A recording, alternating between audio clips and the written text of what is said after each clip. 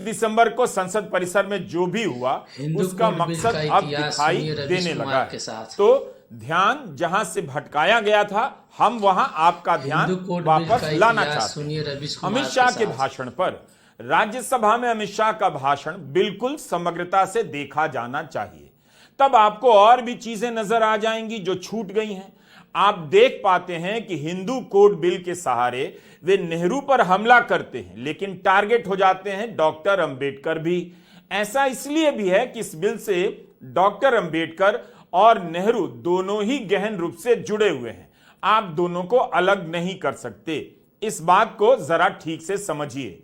नेहरू और अंबेडकर के बीच Hindu code bill को लेकर विरोध नहीं था, बल्कि इसके पास नहीं होने को लेकर विरोध था।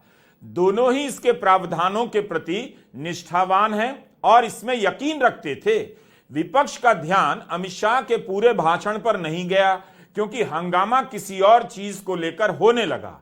जिस हिंदू कोड बिल को डॉक्टर अंबेडकर और नेहरू प्रगतिशील बताते रहे, उस कोड को लेकर अमित शाह राज्यसभा में कहते हैं कि एक भी हिंदू रीति रिवाज का नामो निशान नहीं था। उनकी यह लाइन डॉक्टर अंबेडकर को भी टारगेट करती है, अकेले नेहरू को नहीं। जरा ठीक से सुन लीजिए। मान्यवर, इससे बड़ा छलावा नहीं हो सकता। मान्यवर, इससे बड़ा छलावा नहीं हो सकता। इन्होंने हिंदू कोड बिल भी ला दिया। हिंदू कोड बिल उठाकर देख लिए। हम तो नहीं चाहते कि हिंदू न्याय शास्त्र के आधार पर इस देश का कानून बने। अभी के जीवन के मूल्यों के आधार पर कानून बनना चाहिए, मगर हिंदू कोड बिल में एक भी पुरानी हिंदू न्याय व्यवस्था का कोई नामो निशान नहीं है। हिंदुओं को बुरा न लगे इसलिए मुस्लिम पर्सनल लॉ दिया, तो सामान्य कानून को हिंदू कोड बिल बना दिया। तो एक तरफ अमित शाह कहते हैं हम नहीं चाहते हिंदू न्याय शास्त्र के आधार पर कानून बने, और फिर यह भी कहते हैं हिंदू कोड बिल में एक भी हिंदू परंपरा का नामो निशान नहीं।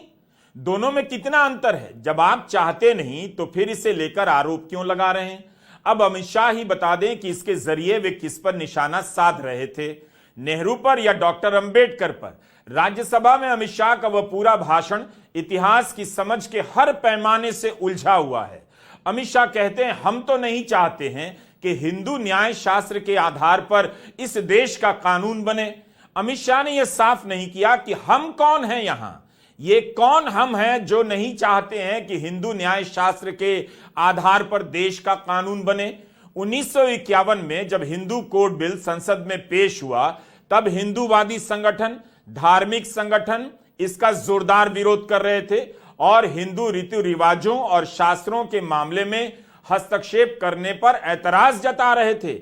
हिंदू महासभा ने उस समय संसद का घेराव किया था। श्यामा प्रसाद मुखर्जी ने भी इसका विरोध किया था, जिन्होंने जनसंघ की स्थापना की थी। इंडियन एक्सप्रेस में वरिष्ठ पत्रकार इंदर मल्होत्रा का एक लेख 2009 का मिला, आज से 15 साल पहले का। इसमें वे लिखते हैं कि श्यामा प्रसाद मुखर्जी 1947 से 1950 तक नेहरू कैबिनेट का हिस्सा थे।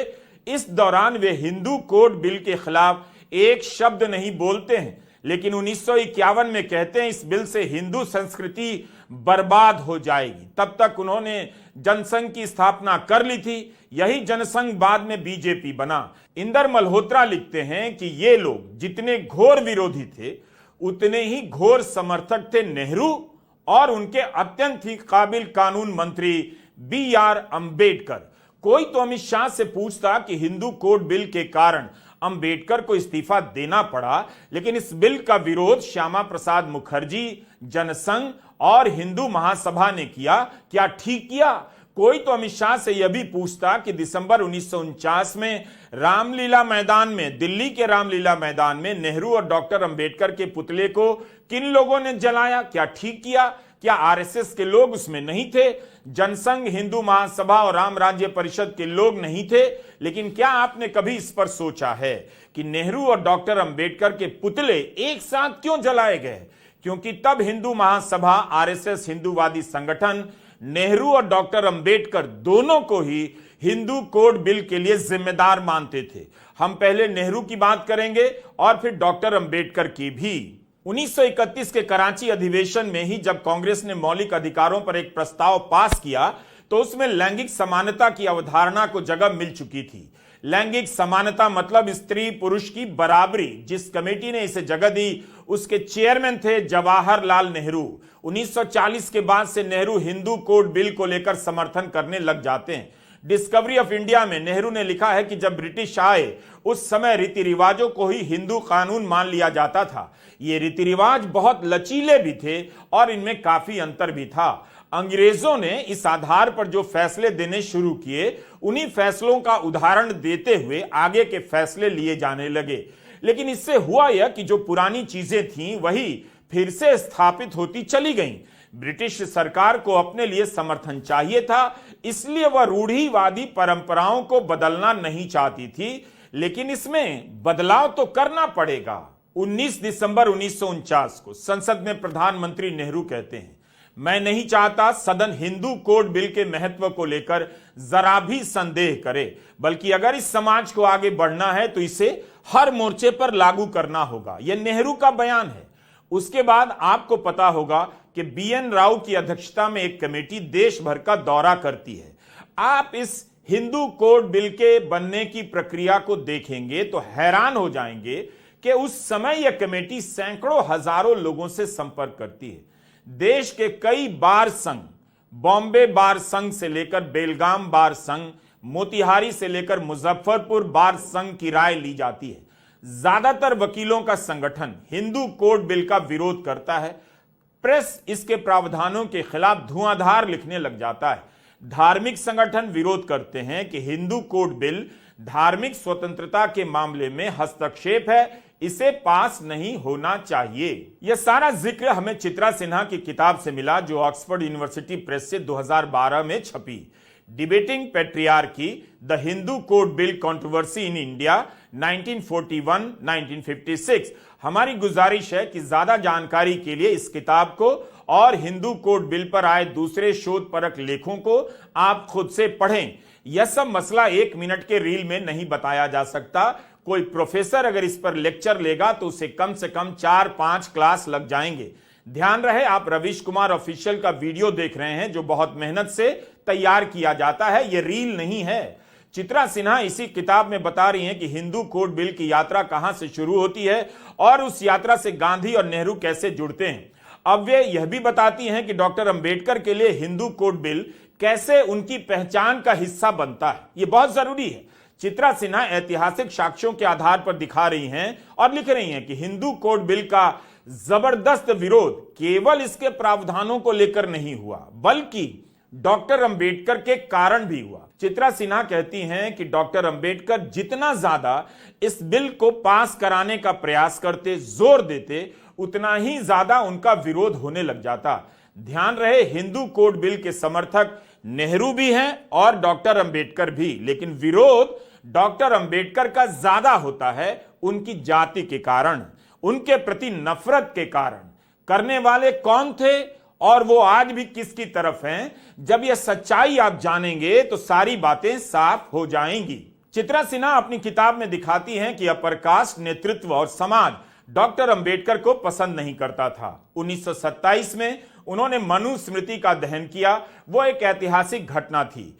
उस घटना के कारण नाराजगी भी थी और हिंदू कोड बिल को लेकर संदेह भी किया जाने लगा, क्योंकि इससे डॉक्टर अंबेडकर हर हाल में पास कराना चाहते थे। हिंदूवादी और कांग्रेस के भीतर के जातिवादी सोच के लोग डॉक्टर अंबेडकर का इतना विरोध करने लगे कि एक स्तर पर नेहरू यह भी सोचने लगे कि अगर कोई दूसरा कानून मंत्री हो तो शायद यह पास भी हो जाए। ऐसा चित्रा सिन्हा लिखती हैं। वो दिखा रही हैं कि हिंदू कोड बिल का विरोध अंबेडकर के कारण भी बड़ा हो गया था। इस सच को छिपाने से किसे लाभ होगा आप समझ सकते हैं। तो doctor Ambedkar Hindu code bill पर जरूरत से ज्यादा क्यों जोर दे रहे थे, अब इस प्रक्रिया को समझना बहुत जरूरी है। इस बिल को तैयार करने के लिए डॉक्टर अंबेडकर ने खुद को पूरी तरह झोंक दिया। चित्रा सिन्हा लिखती हैं कि उन्होंने हिंदू धर्म ग्रंथों, रीति रिवाजों का खूब अध्ययन किया। विवाह, तलाक और संपत्ति में हिस्सेदारी से संबंधित मिताक्षरा और दया भाग का अध्ययन किया, अन्य छोटे छोटे समुदायों के रिवाजों का भी अध्ययन किया। इन सब के अध्ययन के बाद डॉक्टर अंबेडकर पूरी तरह संतुष्ट हो गए, कन्विंस हो गए कि हिंदू कोड बिल पास होना ही चाहिए। इस बिल के प्रति उनका समर्पण ख्याली नहीं था, किसी जिद के कारण नहीं था, बल्कि गहरे अध्ययन के बाद वे इस नतीजे पर पहुंचे थे। पढ़ाई लिखाई की थी, तब जाकर अपनी राय बनाई थी। मोटा मोटी यह बात है। अपने अनुभवों और गहरे रिसर्च के कारण ही डॉक्टर अंबेडकर इस नतीजे पर पहुंचे कि भारत में जाति और लिंग के आधार पर जो शोषण होता है उसका आपस में गहरा संबंध है। डॉक्टर अंबेडकर इस राय पर पहुंचते हैं कि जाति और लिंग के आधार पर जो शोषण है, गैर बराबरी है, उसे हम यूं ही नहीं छोड़ सकते। इसे ठीक किए बिना संविधान में आर्थिक समानता के जो भी अधिकार दिए गए हैं उसका कोई मतलब नहीं रह जाता। इसी समझ के कारण ही doctor Ambedkar Hindu code bill pass कराने को लेकर बेचैन हो गए। उनका कहना था कि हिंदू समाज हमेशा मानता रहा है कि कानून बनाने का काम भगवान या स्मृति का है, हिंदू समाज को बदलने का कोई अधिकार नहीं। इस कारण पीढ़ियों से वही कानून चला आ रहा है। समाज ने कभी अपनी इस शक्ति और जवाबदेही को स्वीकार ही नहीं किया कि आर्थिक और वैधानिक जीवन में बदलाव भी हो सकता है। पहली बार हम हिंदू समाज को समझा रहे हैं कि बड़ा कदम उठाएंगे। चित्रा सिन्हा लिखती हैं कि डॉक्टर अंबेडकर ने इस बिल को अपनी पहचान बना ली, बल्कि कहने लगे कि उनका जितना योगदान संविधान के निर्माण में है उतना ही हिंदू कोड बिल के निर्माण में भी है। अंबेडकर ने दलित और महिलाओं के शोषण की जड़ को पकड़ लिया था। उन्हें लगा कि यह बिल पास होगा तो दोनों में आर्थिक आजादी आएगी। नेहरू भी हिंदू कोड बिल के समर्थक हैं और डॉक्टर अंबेडकर भी, लेकिन इसे लागू करने का, इसे पास कराने का दोनों का नजरिया थोड़ा अलग हो जाता है। डॉक्टर अंबेडकर किसी पार्टी के नहीं थे, वे समाज सुधारक और कानून मंत्री के नाते सोच रहे थे। नेहरू के सामने 1952 का पहला आम चुनाव था। हिंदू महासभा हिंदू कोड बिल का घोर विरोध कर रही थी। उनकी पार्टी में भी विरोध था। प्रेस से लेकर धार्मिक संगठन इसके खिलाफ हो गए थे। नेहरू को लग गया था कि संसद में यह बिल पास नहीं होता, क्योंकि कांग्रेस के सदस्य भी विरोध करने लगे थे। जनसंघ के संस्थापक और बीजेपी के लिए आदरणीय महापुरुष श्यामा प्रसाद मुखर्जी इसके विरोध में थे। क्या अमित शाह कहेंगे कि श्यामा प्रसाद मुखर्जी ने हिंदू कोड बिल का विरोध कर डॉक्टर अंबेडकर का अपमान किया? क्यों नहीं कह सकते हैं। जब नेहरू से सवाल पूछ सकते हैं तो श्यामा प्रसाद मुखर्जी से भी पूछ लें, उन्होंने विरोध क्यों किया। नेहरू तो बिल का विरोध नहीं कर रहे थे जिस तरह से श्यामा प्रसाद मुखर्जी कर रहे थे। संसद में हिंदू कोड बिल को लेकर समर्थन नहीं था। क्या ठीक चुनाव से पहले के सत्र में नेहरू इसके विरोध को झेल सकते थे? नेहरू ने एक राजनीतिक फैसला लिया कि चुनाव के बाद इसे वापस लाया जाएगा, अभी फिलहाल वापस लेते हैं। अमित शाह यह नहीं बताते कि इसे सदन में पेश करने का फैसला भी तो नेहरू का था, उनके मंत्रिमंडल का था। उसका श्रेय नेहरू को क्यों नहीं दिया जाता है? चूंकि नेहरू कैबिनेट के सदस्य थे डॉक्टर अंबेडकर, इस नाते उन्हें झटका लगता है और वे अपना इस्तीफा श्यामा प्रसाद मुखर्जी और हिंदू महासभा को नहीं देते हैं, नेहरू को देते हैं, क्योंकि वही उनके प्रधानमंत्री थे। और उन्हीं को लिखे पत्र में हिंदू कोड बिल को लेकर वे प्रमुखता से कारण बताते हैं। हिंदू कोड बिल सितंबर-अक्टूबर 1951 के सत्र में आया था। 17 सितंबर को हिंदू कोड बिल दिवस मनाया जा सकता है, जिस तरह से 17 सितंबर को प्रधानमंत्री नरेंद्र मोदी का जन्मदिन मनाया जाता है। तो यह पहले आम चुनाव से पहले का आखिरी सत्र था। इसके एक एक प्रावधान पर बहस चल रही थी और तब इसे पास किया जा रहा था। इसमें समय लग रहा था। दूसरा, बाहर विरोध भी जबरदस्त हो रहा था। हमेशा ध्यान रखें, केवल संसद में नहीं बल्कि संसद के बाहर भी। इसलिए हिंदू कोड बिल पहले आम चुनाव से पहले वापस ले लिया जाता है और डॉक्टर अंबेडकर को गहरा झटका लगता है, सदमा लगता है। एक तरह से देखें तो यह बिल नेहरू के कारण नहीं गिरा, बल्कि उस प्रचंड विरोध के कारण जो हिंदू महासभा, जनसंघ और धार्मिक संगठन के लोग कर रहे थे। आज भी ऐसा होता है। दिसंबर 2019 में मोदी सरकार नागरिकता कानून लाती है। खूब विरोध होता है तब भी पास कर देती है। इसकी क्या जरूरत थी, यह अलग मसला है। लेकिन इस कानून के पास होने के बाद यही मोदी सरकार कई साल तक इसके नियम नहीं बनाती है। जिस असम का हवाला देकर यह कानून बनाया गया, इस कानून के पास होने के बाद वहां जब तुरंत चुनाव हुआ तो उसमें जिक्र ही नहीं आया। 4 साल तक नियम नहीं बने। प्रधानमंत्री ने कभी आपको बताया क्यों नहीं बने? लेकिन इस बिल को वापस लेने के बाद नेहरू डॉक्टर अंबेडकर को बाकायदा पत्र लिखते हैं, कारण बताते हैं। लिखते हैं कि रही बात हिंदू कोड बिल की, तो आप जानते हैं कि हमें न केवल सदन में बल्कि सदन के बाहर भी इसके विरोध का सामना करना पड़ रहा है।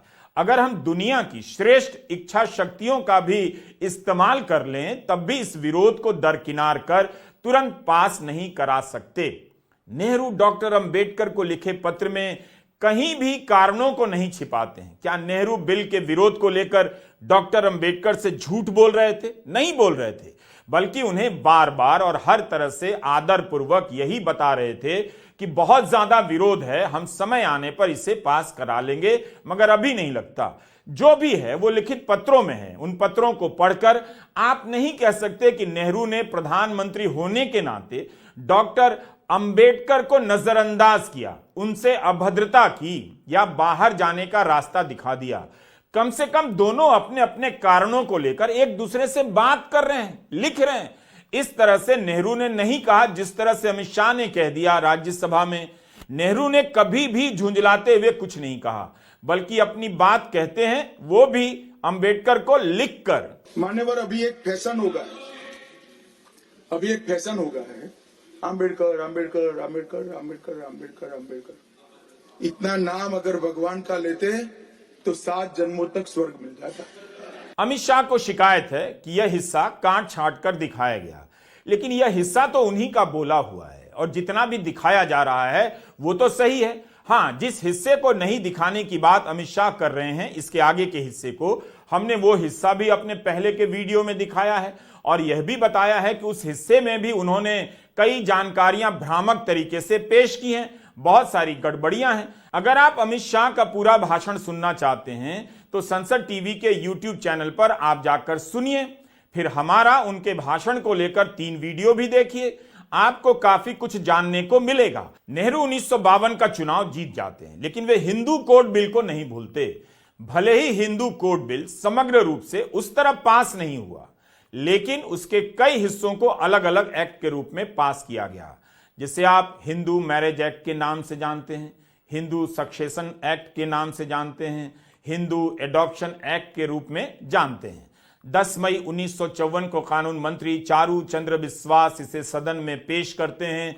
नेहरू के जीतने पर हालात बदल जाते हैं। कानून मंत्री बिस्वास कहते हैं 1948 से देश भर से टेलीग्राम आने लगे थे कि हिंदू कोड बिल पास न किया जाए। 1952 के बाद टेलीग्राम आने लगे हैं कि इसे जल्दी पास किया जाए।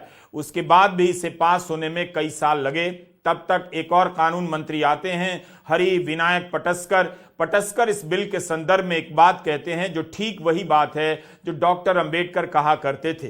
हरि विनायक पटस्कर अपने भाषण में कहते हैं, यह क्यों इतना जरूरी है कि 2000 साल पहले जो कुछ स्मृतियों में लिखा गया है उसी को खोजा जाए। सदियों पहले का पुरातन कानून आज वजूद में नहीं है और उसे किसी भी कारण से पुनर्जीवित नहीं किया जा सकता है। पटस्कर का यह बयान डॉक्टर अंबेडकर की भावना से क्या अलग है? साफ है कि नेहरू भी हिंदू कोड बिल को लेकर प्रतिबद्ध थे। इस पर बहस हो सकती है कि डॉक्टर अंबेडकर का लाया हिंदू कोड बिल उसी रूप में पास हुआ या नहीं, लेकिन इसे लेकर 2 राय नहीं हो सकती कि नेहरू ने इसे भुला दिया। इस बार नेहरू अलग रणनीति अपनाते हैं, समग्र रूप से हिंदू कोड बिल नहीं लाते, अलग अलग खंडों में पेश करते हैं। यह उनकी राजनीतिक समझ थी कि जिसका विरोध हो रहा है उसे दूसरे तरीके से जनता के बीच लाया जाए।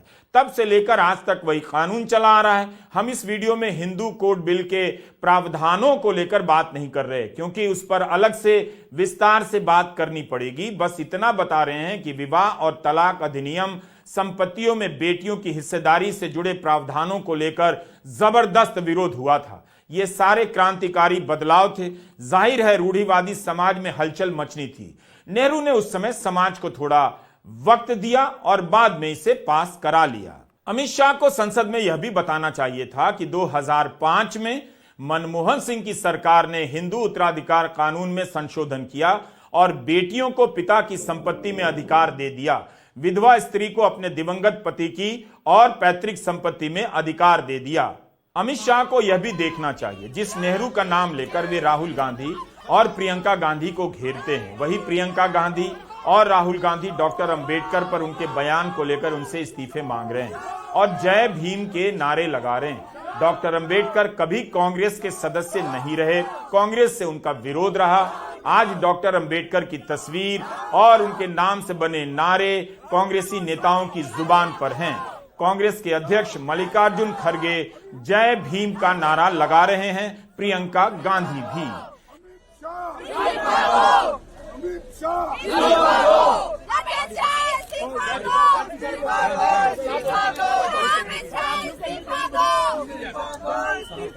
यह तो अब तक साफ हो गया होगा कि उस समय केवल हिंदू कोड बिल का विरोध नहीं हो रहा था, डॉक्टर अंबेडकर का भी हो रहा था। जातिगत हमले हो रहे थे और कौन कर रहा था?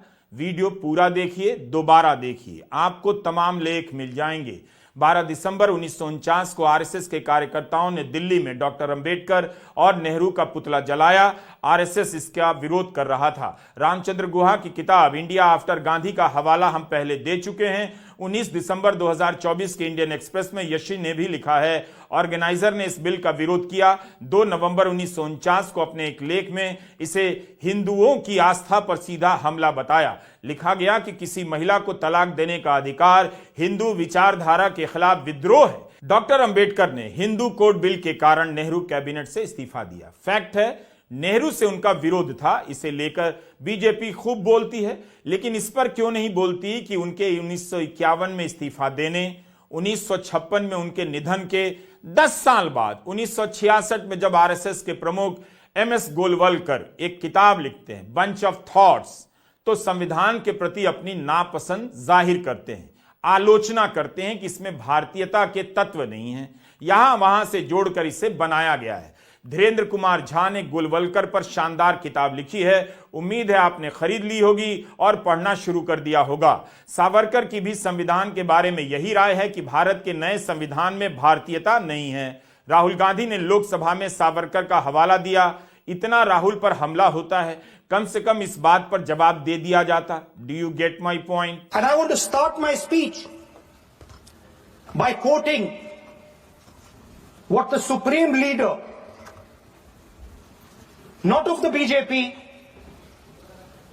but of the modern interpretation of the ideas of the RSS has to say about the Constitution of India and about how he thinks India should be run.